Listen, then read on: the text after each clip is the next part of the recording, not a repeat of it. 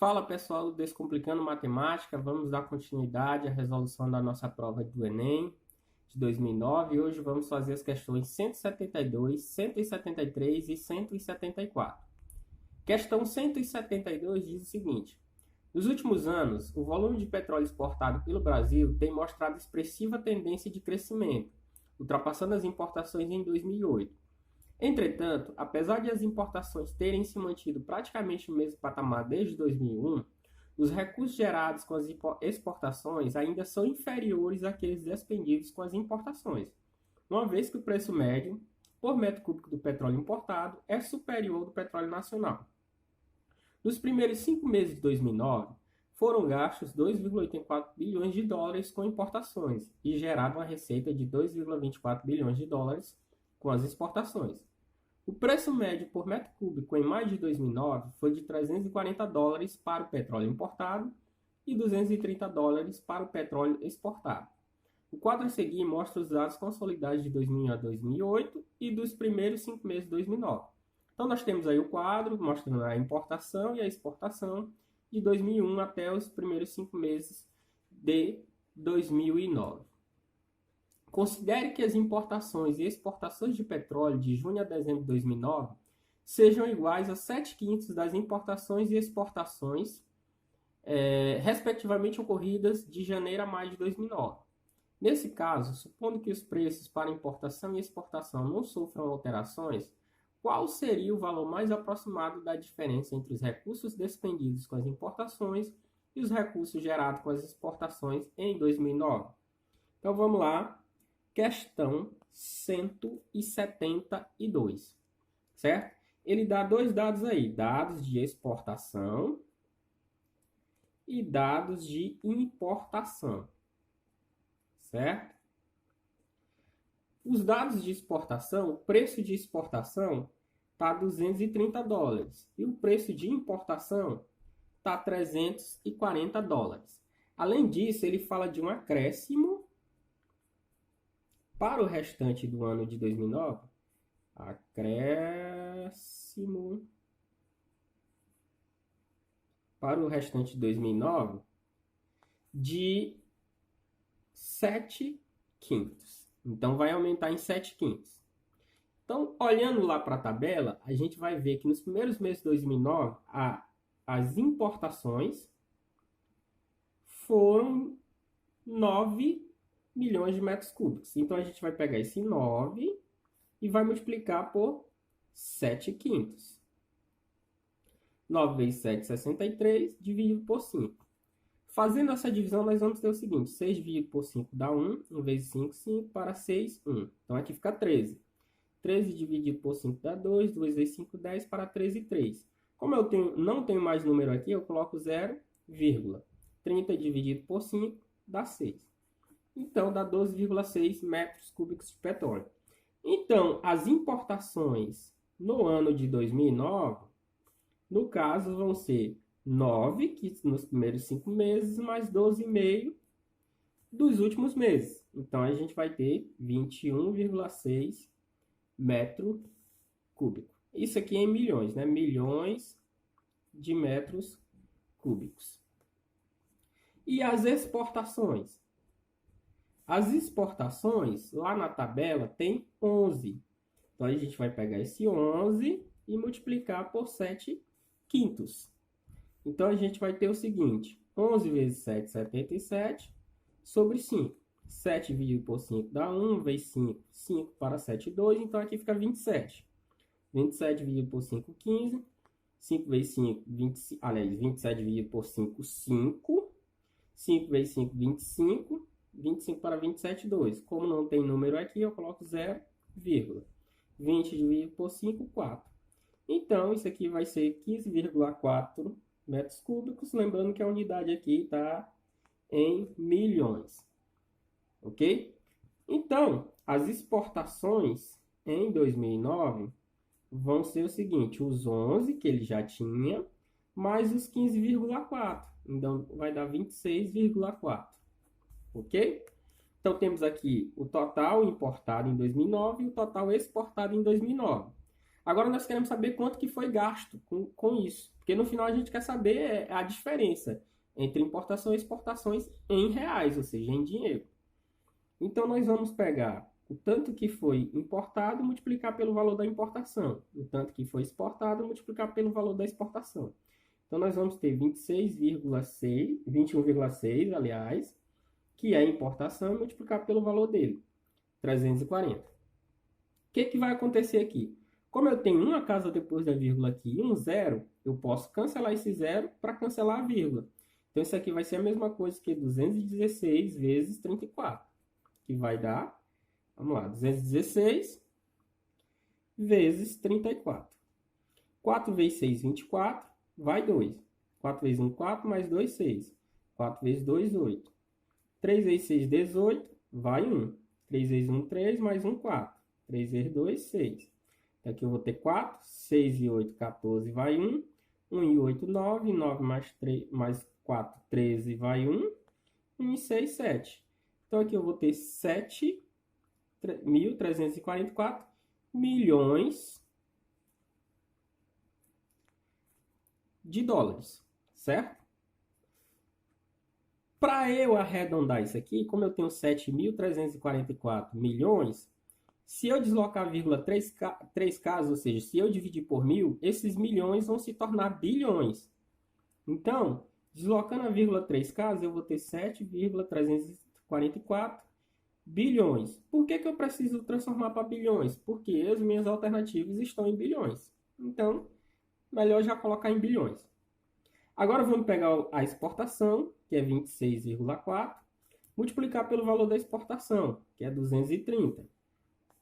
O mesmo método aqui, eu tenho uma casa depois da vírgula, então se eu cancelar esse zero, eu posso cancelar a vírgula. Vai ser 264 vezes 23. Então a gente vai ter 264 vezes 23 igual 3 vezes 4, 12, vai 1. 3 vezes 6, 18, mais 1, 19, vai 1. 3 vezes 2, 6, mais 1, 7. 2 vezes 4, 8. 2 vezes 6, 12, vai 1. 2 vezes 2, 4, mais 1, 5. Então, a gente vai ter que aqui vai ficar 2. 9 com 8, 7. 17 vai 1. 1 e 7 dá 8. 8 e 2, 10 vai 1. 1 e 5, 6. Então, a gente ficou aqui com 6.072 milhões. Usando o mesmo raciocínio, deslocando 3 casas, a vírgula, eu vou ter na casa de bilhões. Então, 6,072 bilhões, certo? Então, aqui eu tenho o meu valor com importação e aqui eu tenho o meu valor com exportação. Agora é só pegar a diferença dos dois. Então, eu faço 7,344 menos 6,072. 4 tira 2, 2. Aqui fica 14, tira 7, 7. Aqui ficou 2. 2 tira 0, 2. 7 tira 1. 7 tira 6, 1, aliás. Então, eu fiquei com 1,272 bilhões. Olhando para as alternativas, qual o valor mais aproximado de 1,272 bilhões? Olhando para a alternativa, a gente tem que o valor mais próximo aqui é 1,34 bilhões. Ou seja, a resposta correta é a letra C.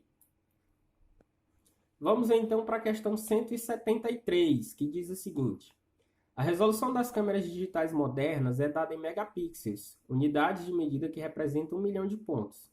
As informações sobre cada um desses pontos são armazenadas, em geral, em 3 bytes. Porém, para evitar que as imagens ocupem muito espaço, elas são submetidas a algoritmos de compressão, que reduzem até 95% a quantidade de bytes necessários para armazená-las. Considere 1 kilobyte igual a 1000 bytes, 1 megabyte igual a 1000 kilobytes, 1 gigabyte igual a 1000 megabytes. Utilizando uma câmera de 2.0 megapixels, cujo algoritmo de compressão é 95%, João fotografou 150 imagens para seu trabalho escolar. Se ele deseja armazená-las de modo que o espaço restante do dispositivo seja o menor espaço possível, ele deve utilizar... Então vamos lá. Questão 173. Quais são os dados aqui dessa questão, pessoal? Ele fala que 1 megapixel equivale a 1 milhão de pontos. 1 milhão de pontos. Fala também que um ponto equivale a 3 bytes. O que mais que ele fala? O algoritmo de compressão é de 95%, ou seja, é possível reduzir em 95% esse tamanho. A câmera utilizada é de 2.0 megapixels. E que o total de fotos é 150. Então, vamos lá. Se 1 megapixel tem 1 milhão de pontos, uma câmera de 2 megapixels vai ter 2 vezes 1 milhão. E vai dar 2 milhões de pontos. Ou seja, cada foto dessa vai pegar 2 milhões de pontos normalmente. Só que tem uma compressão de 95%. Se tem uma compressão de 95%, então esse total aqui vai ser reduzido a 5%. Então, nós vamos ter 5% de 2 milhões. Então, corto 0, corto 0. A gente vai ter 5 vezes 2, 10 e 4 zeros. Então, vai dar 100 mil. Vamos lá. Cada ponto equivale a 3 bytes. Então, a gente vai ter 100 mil vezes 3. 100 mil vezes 3, a gente vai ter 300 mil bytes. 300 mil bytes transformando em kilobytes é só dividir por 1000. Então, vai ficar 300 kilobytes, certo? Então, cada foto dessa vai equivaler a 300 kilobytes. Como são 150 fotos, então vai ficar 150 vezes 300. 3 vezes 15 dá 45 e a gente tem mais 3 zeros. Então, a gente vai ter 45 mil kilobytes. Dividindo por 1000, a gente vai ter 45 megabytes. 45 megabytes dá para a gente utilizar um cartão de memória de 64 GB. Então, a resposta correta é a letra E. Vamos então para a questão 175, que diz o seguinte. Considere um ponto P em uma circunferência de raio R no plano cartesiano. Seja que a projeção ortogonal de P sobre o eixo X, como mostra a figura.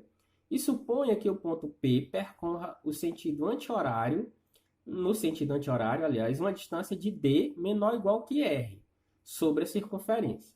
Então, o ponto Q percorrerá no eixo X uma distância dada por...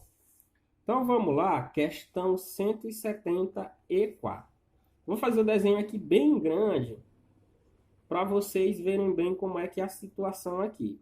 Eu tenho o ponto P, aqui eu tenho um raio R, aqui eu tenho o eixo X, aqui eu tenho o eixo Y, aqui eu tenho o ponto Q. Ele diz que esse ponto Q vai percorrer o sentido anti-horário. O sentido anti-horário é o sentido contrário da posição dos relógios, do ponteiro do relógio. O relógio não gira nesse sentido, então anti-horário é o sentido contrário. Então esse ponto P vai estar saindo para esse ladozinho aqui, ó.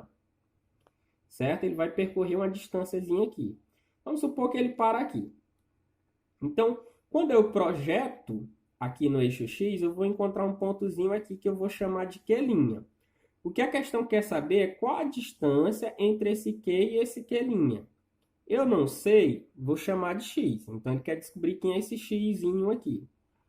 Essa distância, esse arco que a gente percorreu aqui, ele chamou de D, certo? E ele diz que o D é menor ou igual que o R. Então, percorri e parei nesse ponto. Então, aqui, ó, eu tenho também um raio. E aqui eu tenho um ângulo que eu não sei qual é, que eu vou chamar de alfa, certo? Agora, prolongue esse raio até atingir essa projeçãozinha aqui. Note que aqui eu tenho um triângulo. E se eu projetar até chegar no raio aqui de cima, eu vou ter um outro triângulo aqui pequeno. Agora eu vou pegar esses dois triângulozinhos e desenhar mais detalhado para cá. Então, a gente vai ter esses dois triângulos aqui. Aqui eu tenho um ponto P. Aqui eu vou ter um raio, ó. Esse raio aqui, só esse pedacinho. Note que se esse tamanhozinho é x, automaticamente esse tamanho é x, porque aqui eu tenho um retângulo. Então, aqui eu vou ter x. Note também que o tamanho total aqui é r.